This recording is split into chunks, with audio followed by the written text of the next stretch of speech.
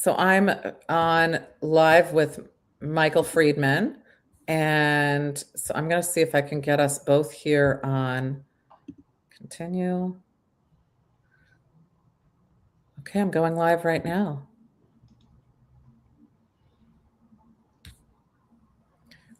All right, I'm still connecting on Substack, so just bear with me, Michael. All right, and I'm experimenting with getting into something, into StreamYard. I didn't send it to you for StreamYard, so don't worry about that. It's still connecting for me on StreamYard. I was just have a thing here on the screen that says join the chat, so I thought I would be a joiner and join the chat, but it won't let me do that. So Oh, it won't? That's crazy. it says it doesn't recognize my YouTube account. Oh, weird. Okay.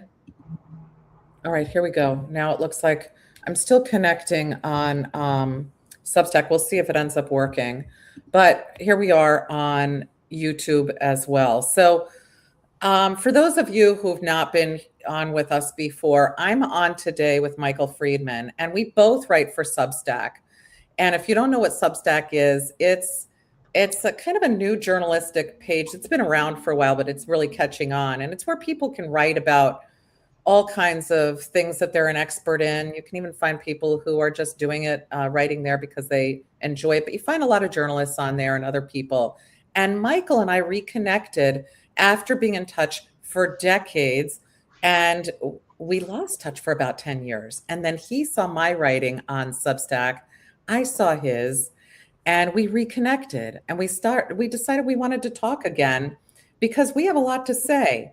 We met years ago when I was the president of the State Society on Aging, and Michael was the CEO of the Geriatric Mental Health Alliance. He was the founder of that organization, which has gone on to make incredible, amazing changes for mental health for older adults. So we both are passionate about aging, and I happen to write about midlife, and I'm a midlifer. And Michael writes about old age, and he's in his 80s. So we have different perspectives on a lot of different things, but we also have a lot of similarities in how we think about things as well. So for those of you who are just joining on today, Michael and I are really excited to talk today about things that have been really affecting Michael.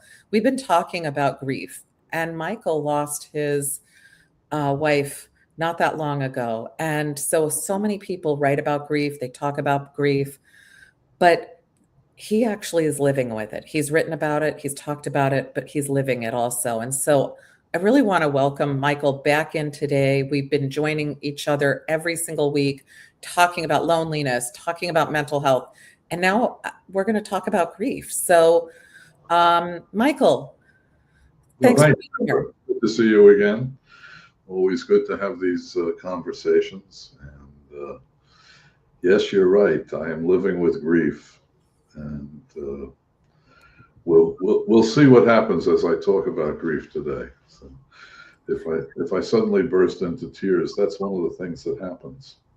Yeah, it is. I didn't, that you know how people have said that before, but until you face it, you don't understand how it just comes out of nowhere.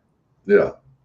You could just be sitting there feeling like not okay, but just feeling like everything's normal, and then all of a sudden there are tears that spring from your eyes, like you would see in a cartoon character where the water just falls, sprays out of your eyes, and it's so unexpected. So you're feeling that today?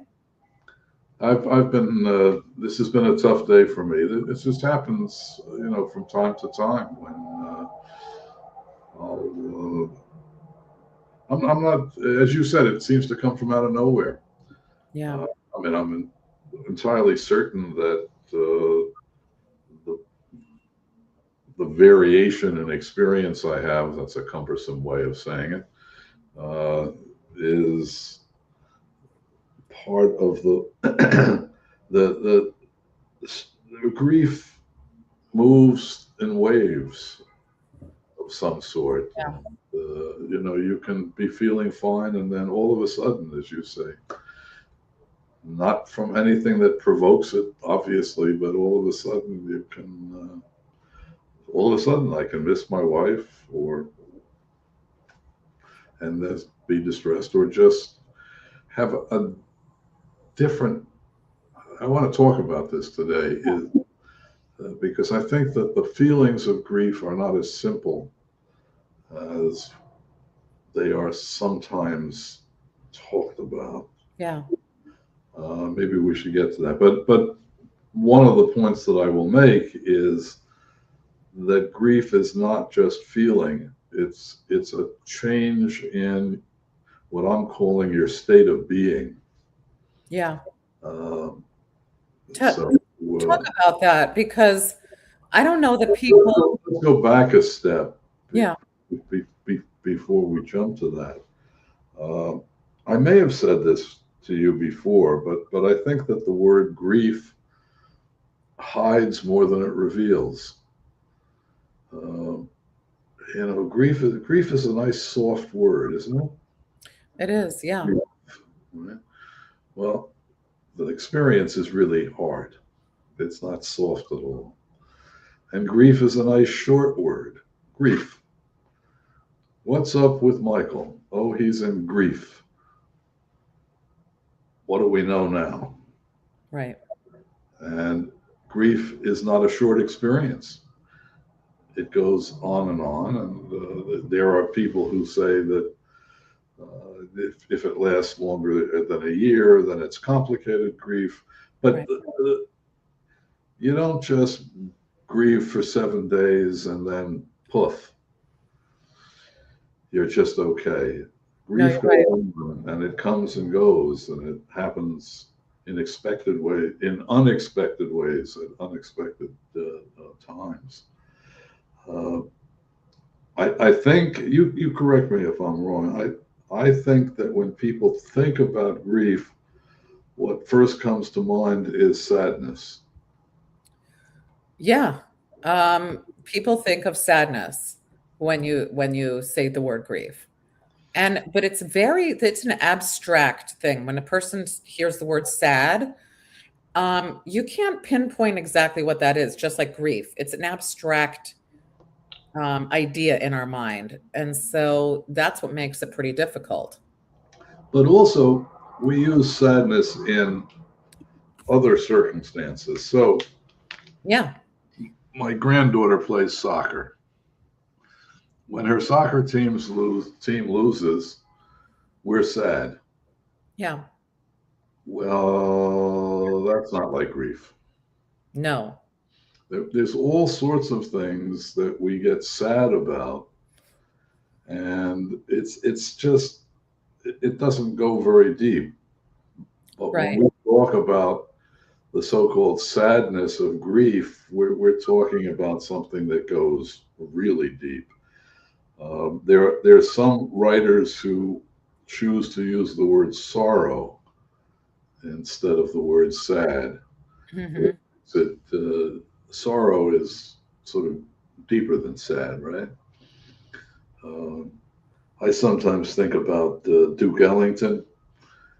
There's a song called Mood Indigo. It goes, Yeah.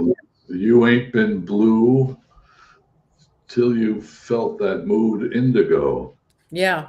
A really deep blue, but it's an important way of saying that sadness can be sort of superficial. I'm feeling today, or it can really be something quite profound. I find, and you've confirmed it for you as well, that the sadness of grief is heavily connected with cheerfulness. Yes. It is. I've said this before, but it's worth saying again. I'll be sitting in my bedroom watching television, which is where I watch television, and all of a sudden I'll start to cry. Yeah. Tears will well up. sometimes from out of nowhere. Sometimes, and we have talked about this before, there's a kind of sentimentality. So, the kinds of simple sentiments that evoke cheerfulness when you watch a Hallmark movie, for example. Yeah. Right? I mean, I find all sorts of things will happen, and suddenly I'll feel tearful. And I Do think you, do you feel like this also though? With grief, I found that tearfulness was something that didn't even have to be provoked by sentiment. exactly. I found that, I mean, in the case of me, when I was experiencing grief, I was walking through a Walmart. I needed to get a plug for my phone. My phone was running out of energy, and I needed to ask someone where the plugs were for the phones. And all of a sudden, I'm speaking as I am now, but it was like waterworks pouring from my eyes. I Yeah. had no control over it. And I don't think that anybody talks about that. They talk about it in a way as though you have control over it, or that as long as there isn't something sentimental that's brought up, you're going to be fine and you won't have that tearfulness. But it can crop up out of nowhere. Yes. I think that's exactly right. Um, I don't know what to, I don't know why it happens, but I think it's very important to understand that when a person is in grief, it's not just that they're feeling sad. It's not just that they're missing the person who they cared about and who has now died. It's much more. It's deeper. It's more intense. It's more overwhelming. I think that you're right with all of that. And the only way that I can think of it is, when you're sad, say you lose a game or something like that's more superficial. You feel it, it's sad. But I think that because there's such depth with grief, it's much deeper. That's why it can just pop out at any time, because it's deep inside you. It's not going away. It's not superficial. It doesn't you know, dissolve or dissipate. It stays down deep, and every now and then you can try to keep it down, but it's gonna come out. And that's why I think that happens. I don't know if that I spoke clearly about that, but it's something that's much more primal in us than just sadness. I also think that we say, I think everybody understands that a person like me who has lost a spouse or a life partner, or can, can be others, uh, that that we miss the person who we've lost. But I think there's another dimension to it, and that is that it's not just the person that's been lost, it's the relationship. Yeah. And I believe, and I don't see this talked about in the psychological literature. I believe that there is a kind of metaphysical, if I can use that word, a metaphysical change that takes place in long relationships, in Mhm. which the relationship becomes its own reality. It's not just two people who are living every day together, and so they have lots of things in common. That's true. That's important. That's something that we miss. But there's also this other thing that gets created in the course of a long relationship that is above and beyond the day to day connection between two people. And that part of grief has to do with the loss of that. That's obliterated, Yeah. that's shattered. You can find various words for it. But I think of it as a kind of shattering of reality that takes place, and it's not just I miss my wife. It's I agree with you. And that was a good way to put it, sort of a metaphysical loss, because it is deeper than just, missing somebody. You're right about that. It is a part of your reality is gone. A part yes, you just lost a whole section of your reality. And in the case of you who lived with your wife for more than 40 years, that is that's a big part of your reality. If a person loses a child, if they lose a spouse, if they lose anybody that they've had in their life for no matter what amount of time that is, you lose that reality. And I don't think you're right. People don't talk about that. That's not really written about very at all. I haven't seen that in the psychology literature, but that is really what is happening. And that loss is bigger than sadness, like you would have if you lose a game or if you and it's bigger than just missing somebody. absolutely 100%. Grief is deep. And I think that people don't understand it, so they get uncomfortable when they don't know how to act around somebody who is grieving. And then when they're suffering from grief, it isn't something they expect. Um, it's really treated as a superficial thing, and that you'll just get over it in a year. I think that's right. So I think there are many things to say about the complexities of grief. I say complexities of grief. I just want to be clear. When I say that, I'm not talking about what's called complicated grief. So it may be worthwhile just taking a second to say that in the literature, there are three sorts of grief that get identified. One is acute grief, which is what I think we should talk about today. The other is integrated grief, and that's a very hopeful thing. That is, you've somehow moved along in your life and gotten to a point where it's not that grief is gone, grief may never be gone, but it is integrated into the life that you're now living with some degree of a considerable degree of satisfaction. Yeah. And then the third form of grief that they talk about in the literature is complicated grief, which is essentially acute grief that doesn't turn into integrated grief, and in that sense doesn't go away. So that's a whole separate topic. But the initial phase, if we think of this as something that evolves over time, the initial phase is acute grief.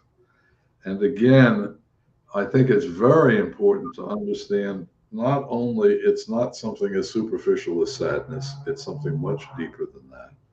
It's not something that can be described as, oh, I miss my wife. It goes much deeper than that. And I think it has to do with the loss of this relationship, this powerful thing that's been created. There's Catherine Shear, who works a lot on the topic of complicated grief, but also grief in general. And she talks about what I call this metaphysical level as the attachment. And she casts all of this in terms of attachment theory. Yeah. I frankly like my way of approaching this better, to say there's a metaphysical change that takes place when you have a long and a loving relationship. But I think it's also very important to point out that grief involves a lot of different emotions, which I think we should try to talk some about. Mhm. It also involves physical changes. Oh, we'll talk about the physical changes that you're talking about as well. So, uh, for example, uh, it is very common for people who are experiencing grief to sleep very poorly. Yeah. Uh, Mhm. it is also, I want to come back to that. Sleeping poorly is I'm going to do definitely that right now, and it's a killer. yeah, It really yeah. is. It really is hard.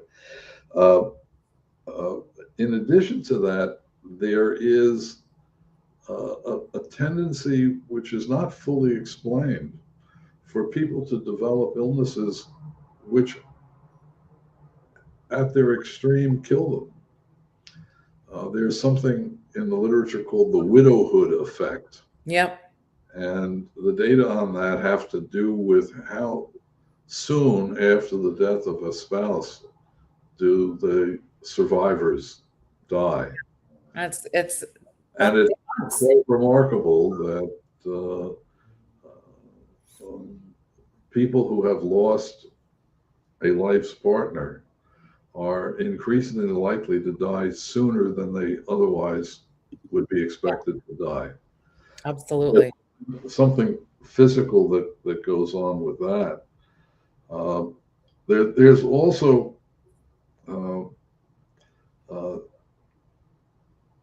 an almost physical sense, or a physical sense of unsteadiness. It's similar to anxiety, a kind of physical agitation that many people experience. You know, That's a, you know, it is a physical sensation. Now, anxiety, the psychological anxiety, is also a physical sensation, but there's something happening physically. Well, it makes sense because your physical reality has changed. I mean, who that goes with that. You're going to feel anxiety. You're going to feel agitated. You're going to feel off. Your physical reality has changed. There is some indication, and I'm not a scientist, so but there is some indication that there are increased levels of cortisol, which is the stress hormone, Yeah. and increased levels of adrenaline. So I'm not sure what that's about, but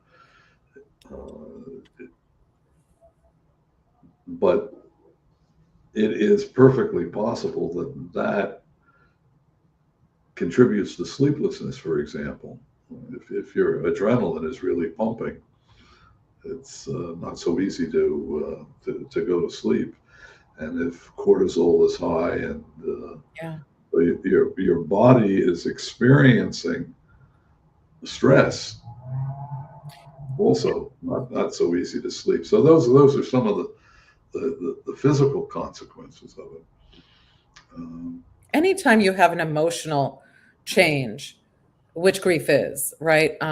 You are going to have physical things that happen as well. So if you're depressed, you may have digestive issues. You may have, sleep issues. You may have other physical issues. So our emotions are tied to our physical beings as well. And, I'm glad that we're talking about this because, I write about midlife and aging and you write about old age, but this starts to really affect people by the time you hit midlife.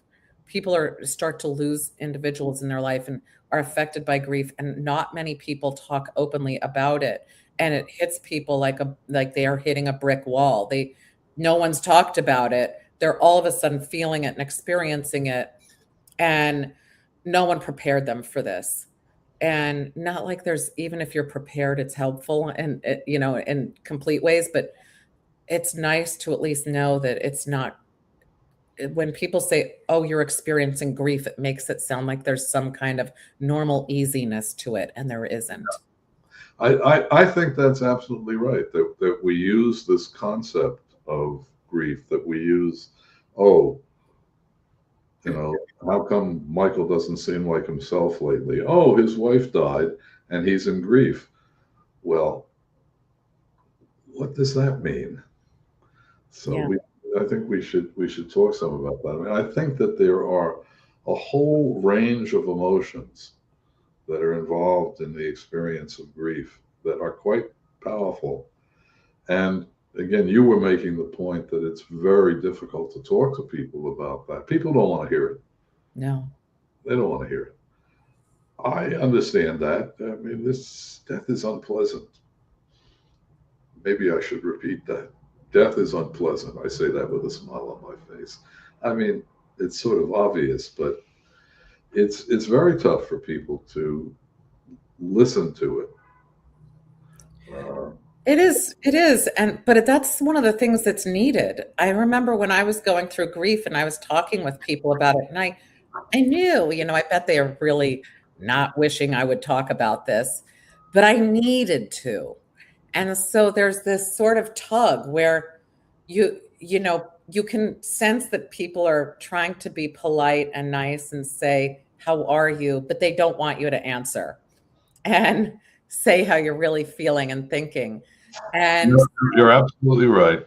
that's happening. And I remember telling people how I felt and knowing that they were probably feeling like, gee, I wish she wasn't telling me, but I needed to, I really needed to. So, all I'll say is I hope people do talk to people because, if we all know that that's needed, sometimes people need to just process it, get it out, talk about it, and they just need an ear.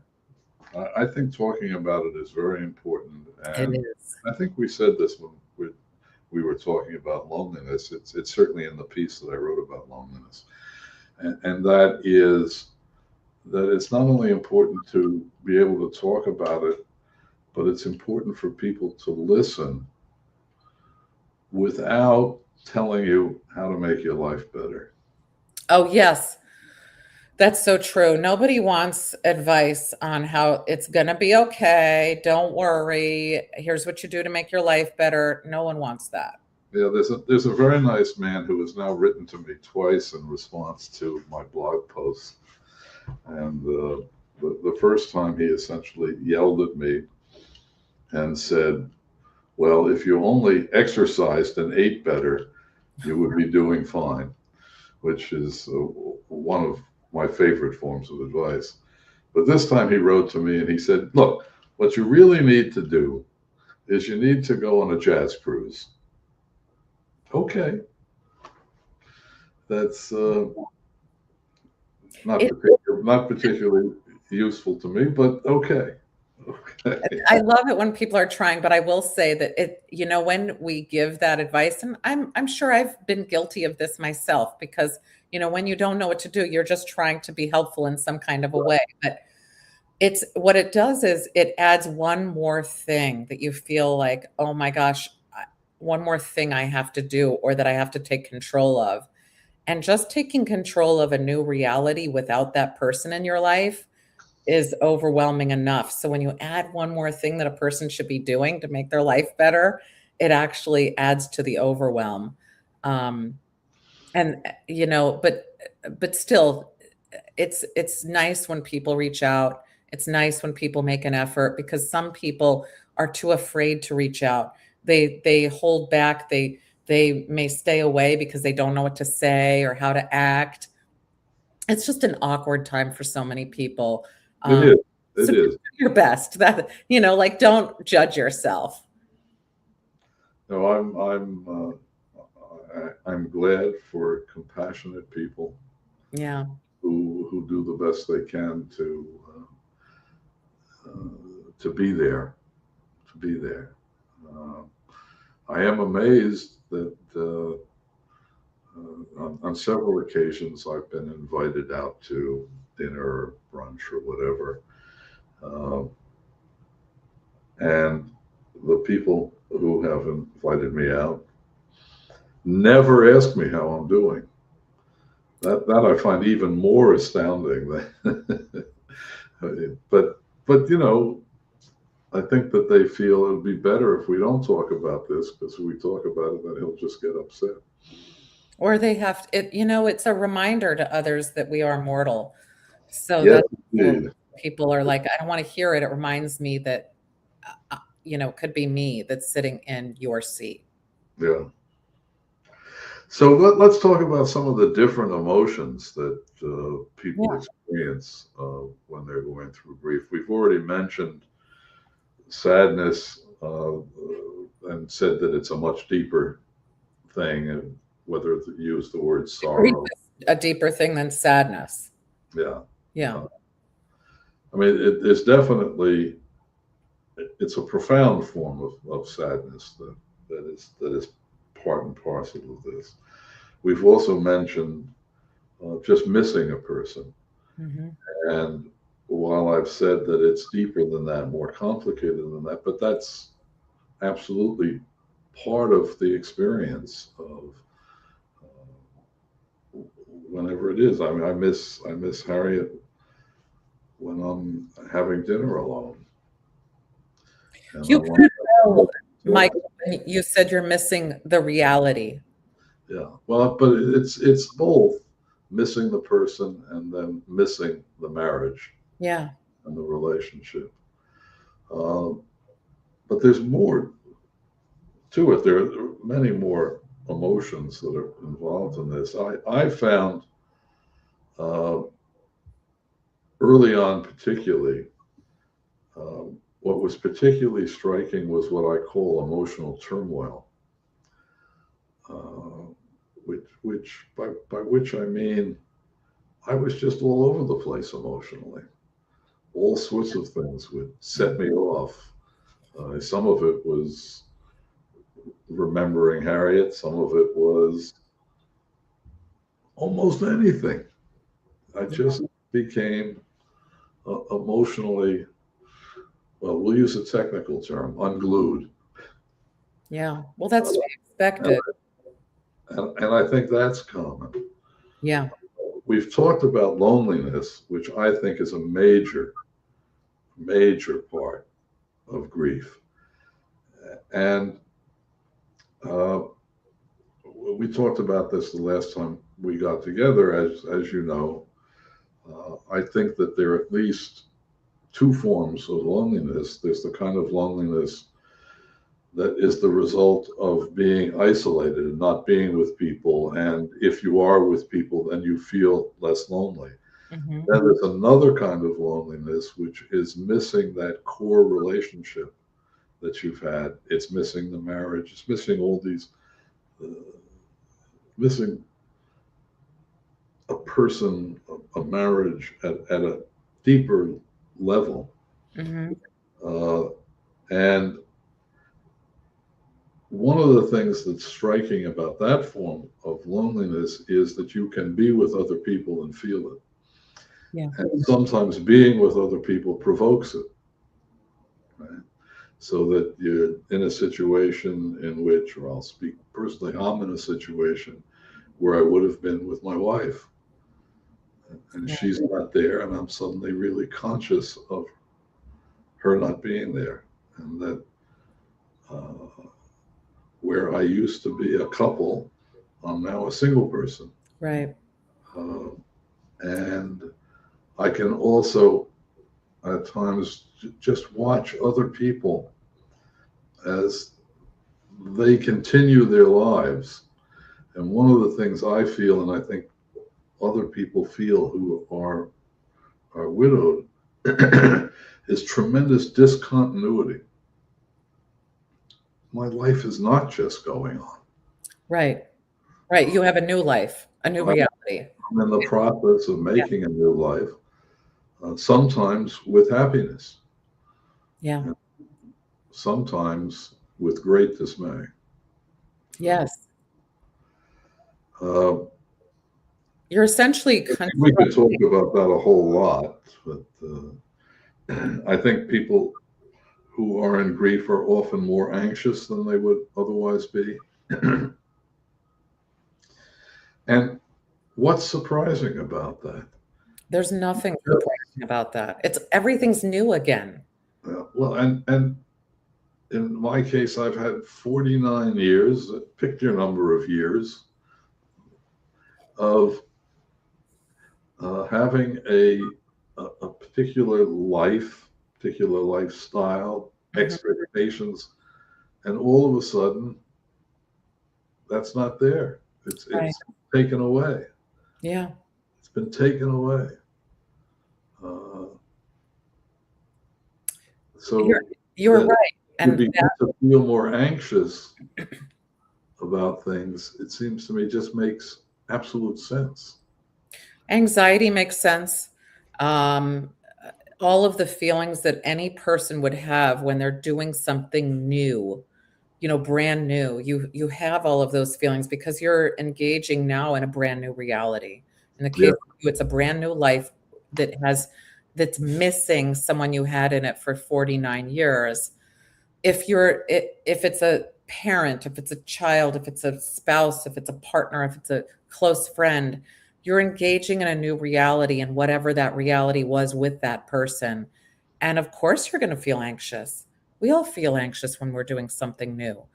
Of course, you're going to feel waves of grief, that, emotion and sadness and, tearfulness that come out of nowhere with any of that, because it's brand new. It's a whole new segment of your life that you're adding in. It's very scary too.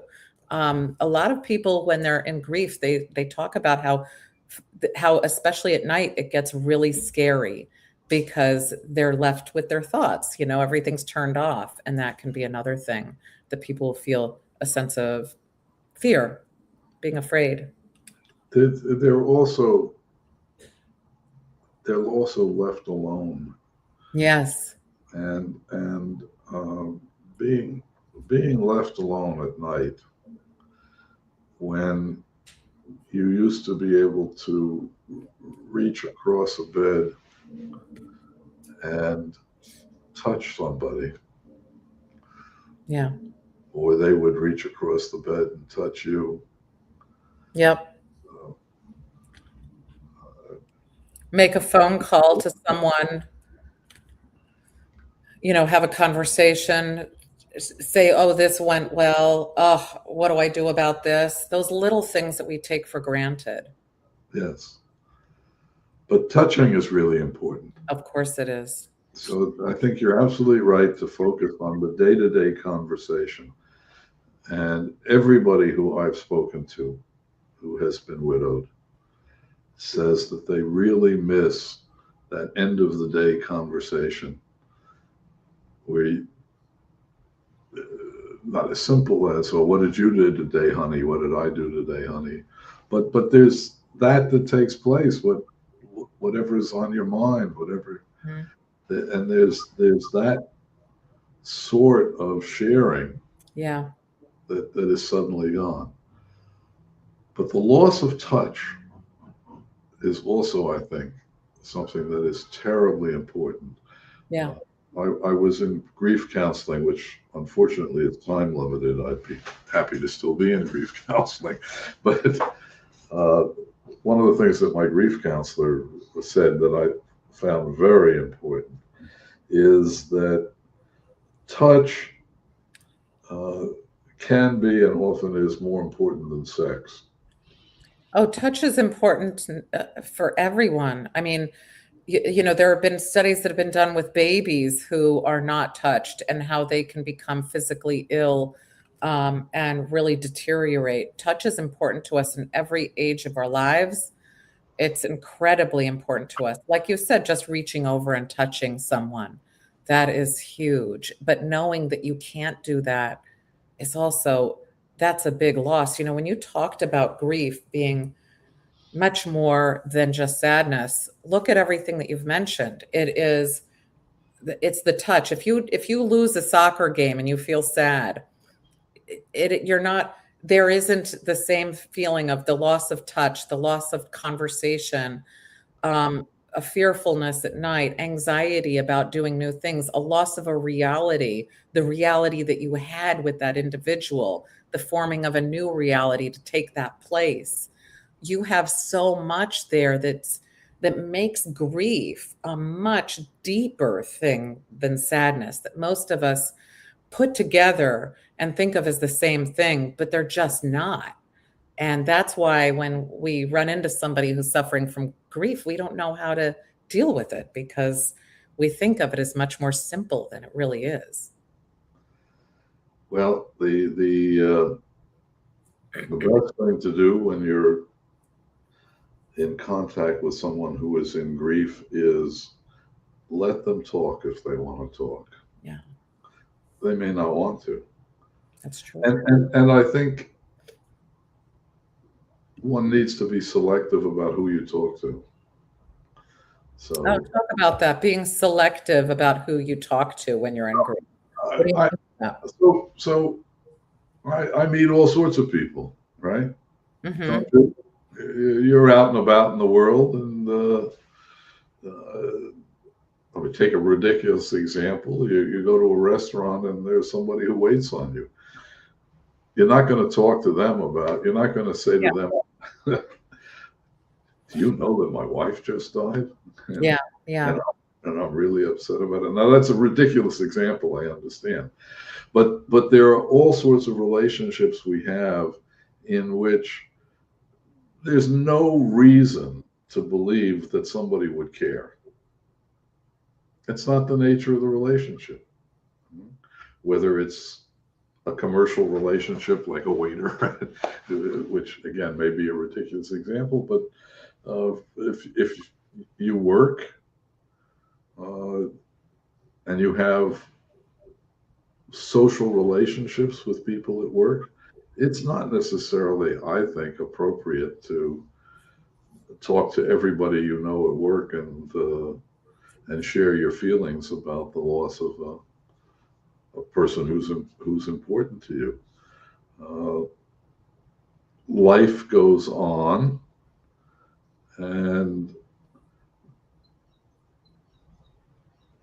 but there are a lot of people with whom you can have personal conversations. Yeah. So, I mean, I guess the point I'm making is that we just don't have real personal conversations with most people that we come across in our lives. Right. Again, to use a ridiculous example, we talk about the weather, we talk about the war in Iran, we talk about the president, we talk about the vacation that we just took. We talk about all sorts of things where we're not necessarily where it just doesn't make sense to say, oh, by the way, I'm also really. If you do, though, it's okay. I think that we all understand in some ways, though, also, if somebody says that, that might be that moment that they just need something. So it's okay. I think that uh, there are so many ways in which people, you can get hit with overwhelming emotions all of a sudden, and you just need to tell somebody. If it's your waiter, go ahead. It's not going to ruin that person's life. But yes, you're right. Well, I think that one of the biggest things is that we do need to talk to people. And if you can find people that you can talk to that you know well enough, or that can listen, or that are there for you. You joined a grief counseling. You were able to talk to me about the loss of Harriet. I wanted to hear and I wanted to listen. And we hadn't been in touch for like 10 years. So there are people there that, you might think, gee, I haven't talked to this person in a while. And that might be a person that is just the right person to talk to about it. But And sometimes it can just be a random person, and that's true. just a brief sort of acknowledgement and a brief sense of caring and a brief sense of sympathy. Yeah. But I think the most important thing is having a sense of somebody caring. Yes, absolutely. However that happens. I still remember those who cared. I don't remember everything people said, but I remember when people cared, and I actually still remember that it was so meaningful. And a lot of people feel like, I don't know how I can show that I care. And so it isn't your words, it's you listening. I really remember that. Listening and yes, the feeling comes across. It does, really does. So a few other emotions. Again, the point that I'm making is that grief is not a simple emotion. It's not a singular emotion. It's a combination of rather powerful emotions, and a few others that I should mention before I'll just run through them quickly, and then we can Please. put whatever you want. One of them is anger. Oh, yeah. All right, so maybe we can come back to that. Another is a sense of abandonment. Mm-hmm. Now these are sort of irrational, right? Harriet didn't abandon me, but I feel abandoned. Yeah. That contributes to ongoing anxiety too. Uh, I talked just the other day with a man who is not quite as old as I, who's also a widower. And he's been reading my blog, and he said, you haven't mentioned the loss of trust. And I thought that was a really important observation at two levels. One is particularly in long relationships, not all of them, I'll come back to that, but in a lot of very long relationships, there's a kind of trust that develops between the two people who are involved. Uh, they trust each other. Yeah. Now, that's not always the case because, in fact, there are life partners who aren't trustworthy. That's true. And there's violation of trust in marriages apparently quite frequently. But there is a kind of trust that develops in long, good relationships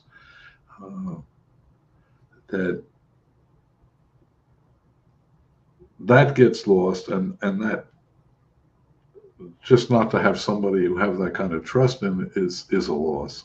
Mm-hmm. But in addition to that, I think that it shakes a kind of trust that you have in the order of your world. Oh, yeah. Uh, so it's not just the loss of the person, and it's not just the loss of that relationship. It's that your place in the world has somehow changed. Mm-hmm. Absolutely. Um, that contributes to a loss of confidence. It contributes to a loss of hope.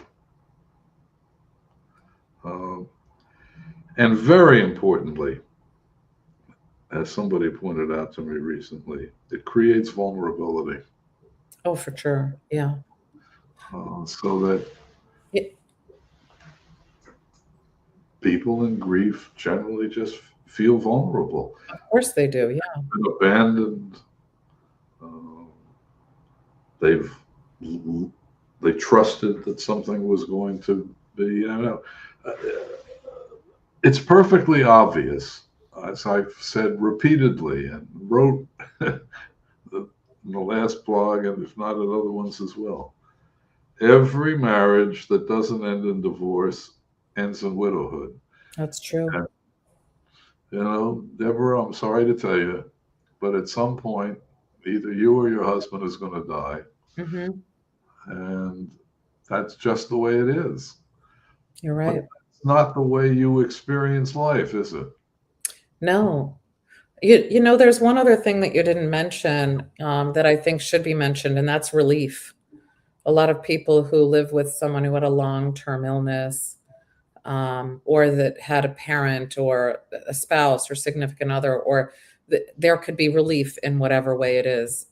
And that is something that people don't talk about because there's a lot of guilt associated with that.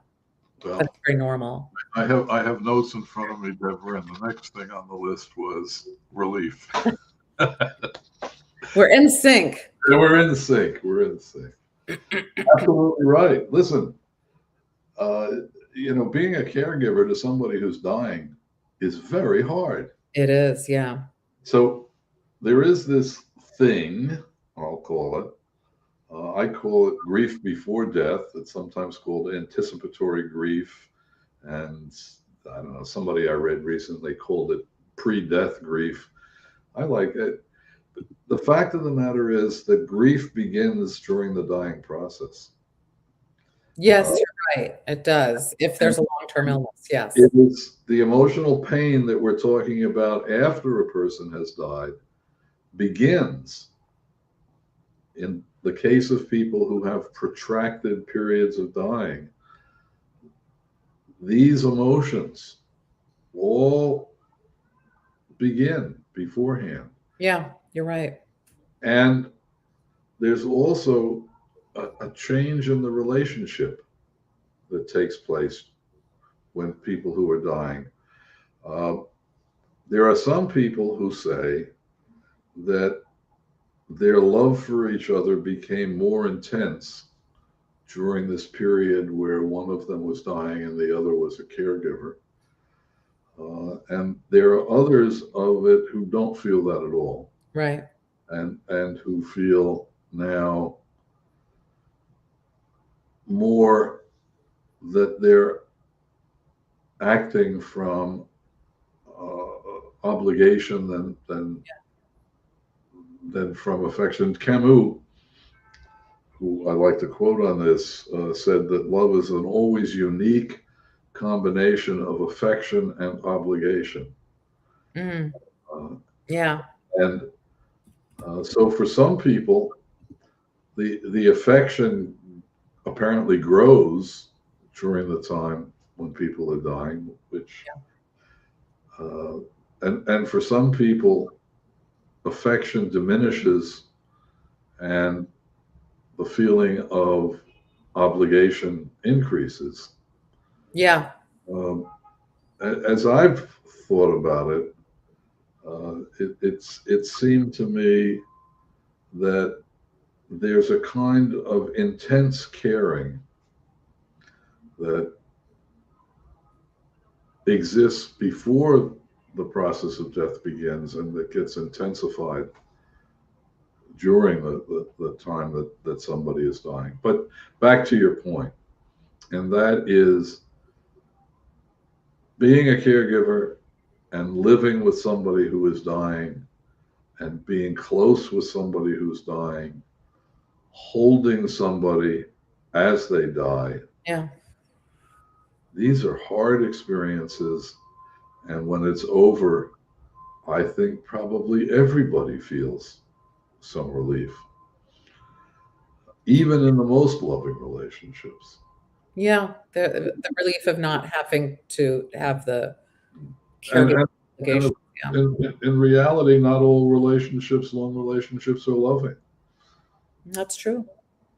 So, The other thing is that you may think you're going to feel one way and you might feel the other. So some people, when they're going through, when they're caregiving or when someone is passing or when somebody passes, they think they're going to feel one way and they think they feel another. So yeah, sometimes people feel relief and they weren't expecting that. Sometimes people feel anger, they weren't expecting that. They have unexpected feelings because they anticipated they would feel one way.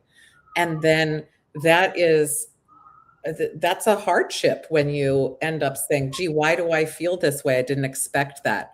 That people put judgments on themselves for feeling a certain way. And that's not a great thing, but people can't help that. They can't anticipate how they're going to feel. I think particularly anger is important to understand as a consequence of dying and of death. So I confess that there are nights when I loudly curse the universe uh, because I'm really angry about what happened. But there are also have been times when I'm angry with Harriet. Mhm. How could she do this to me? How could she abandon me like this? How could she put me through this? And where the hell is she? Early on in the process, I would get up in the middle of the night for the obvious old man reasons and, and, and walk past her side of the bed. And I would say to her, Harriet, you've been dead long enough. Cut it out. Yeah, Not rational. but understandable. Yeah. But I think, and also, it just reminds me that one of the characteristics, and this is a dangerous one, of grief is becoming irrational. So the advice that's usually given is don't make any major decisions for at least a year. That's Yeah, that's true. That's probably very, still good advice. yeah. I confess that I have done a few things that were really stupid in the course of all of this. Uh, you know, the mind fills with strange ideas, That's true. and that's I think inevitable. Uh, but I think it's also something to be careful of if you can. I think it's also important for those around someone who's very hard to do that for yourself. But if you know someone who's grieving, it's a time for you to step in and really try to help that person if you see them making decisions that they shouldn't be making, or to help them say, hey, well, why are you thinking about that, making that decision?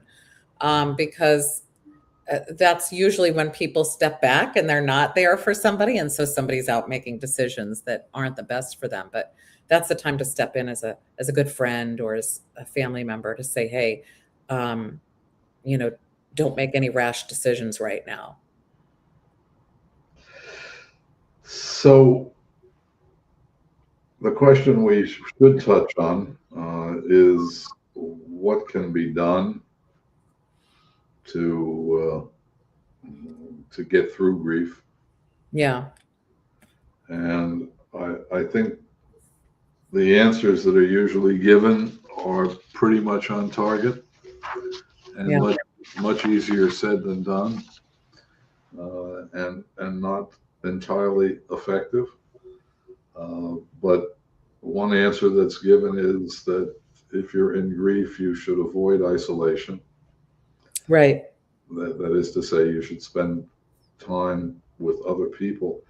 I just read something by a researcher on grief by the name of Catherine Shear, and she said that it's important to have a companion in grief. Now, I'm not entirely sure what she means by that. I haven't heard that before, but I'm intrigued. Yeah. So I Companion don't, grief. What does that mean? Is that someone that you're talking with, or what does that person? I don't know if she's suggesting that you should rapidly form a very close and loving relationship with somebody else, or whether you just need somebody who's there for you, and who will listen to you and who you can share feelings with. I do think this, again, I'm not sure what she means, but as I've said over and over again, the loneliness takes two forms. There's the loneliness that you can deal with by being with other people and just having a nice social interchange. And so when we say that people in grief should avoid isolation, that's that. Yeah. But there is this deep emotional longing to have closeness, dare I say love, with another person that is not addressed just by being with other people. Yeah. Uh, so there's more to it than just being with other people, but it is very important not to lock yourself up in your apartment because you're feeling really terrible. Right. You gotta be in touch with people, family, friends, whatever. Staying active is a second observation that people make, and doing things that you enjoy doing. Even if you're not enjoying them. Do them anyway. Yeah. You got to do something. Yeah. You can't just let yourself sit around just feeling terrible. You got to do something. Now, what people add to that is that there's a search for new meaning that is important. There's the loss of somebody who you love deeply uh, is a loss of meaning. Yeah. That's hard to explain, I think, but It's part of the loss of the reality you know, it's that the loss of the loss of and meaning. Yeah. this gives my life meaning. Yeah. Right? So one of the things that people talk about is the importance not just of staying active, but of trying to find things that to do that give your life. People most often in the West, or in Western psychology anyway, talk about purpose. As I think I've said to you before, I think purpose is one form of meaning, but not the only. But having things to do that give you a sense of this is worth doing. Yeah. Uh, so that's important. I think that for many people, in finding meaning, what is important is something transcendent. Right. Now, I guess I've said this before. I talk about it often in terms of my creative efforts, photography and jazz in my case. And I think that artistic efforts, creative efforts, provide an opportunity to have this sense of a transcendent reality that you connect with. And of course, a lot of people find it through religion. Yes. And And so spirituality. there are people who are involved as grief counselors who urge their clients to connect with religion. I would not do that. I don't know about you. I would urge. Spirituality is another thing that people try to have people connect with, because that's much more accessible to individuals who maybe didn't feel religious or who don't want to, um, go down with the rituals that they had with regard to religion, but they feel comfortable with spirituality. Say that again. Spirituality can be much Yeah, more. spirituality. Yeah, and that's what a lot of people, like the first book that I wrote was about spirituality at the end of life. And a lot of people will engage in spirituality versus religiosity at the end of life. It's much more accessible. It's much more, a lot of people will find more meaning in that. But a spiritual experience is very important, however you get access to it. Right. And then we're running out of time. Just quickly to say, grief counseling helps. That Yeah. depends, of course, on the grief counselor and Yeah, that's true. other things. But I found grief counseling very helpful. And for many people, support groups help. Hmm. Uh, and I'm not a joiner, so support groups didn't have any appeal to me. And I think it's important to say that support groups aren't for everybody. Yeah. But grief For a counseling. lot of people, Yeah. they really are very helpful. Yeah. So to people who are living through grief at this point, I would say if you're not getting grief counseling, you should get it. Oh, absolutely. Grief counseling is something that, I haven't heard anybody who didn't feel like they benefited from grief counseling. Um, it's just, it's like just what people need, because you do need to talk about it. And sometimes people don't feel like they can talk about it with, the people at work, like you said, or the waiter, so it's a good place to go. I'm glad we got to talk today. Thank I know you. it was a hard day for you, and I feel for you. So, Well, thank you. It's the process of grief, as I am learning, is difficult and it's up and down. yeah, And as I told you before we went on the air, I got hit hard today. So, Yeah, I'm sorry you got hit hard today. I hope tomorrow is an easier day for you. me too. Thank you very much. And thank you. We'll see everybody again next week at 3 o'clock Eastern Standard Time. And we'll be talking about something that, Daylight saving time. oh yeah, daylight savings time, but for Eastern as well. But so we'll see you all next week at the same time. And hopefully we'll have Michael on Substack so that you can see him.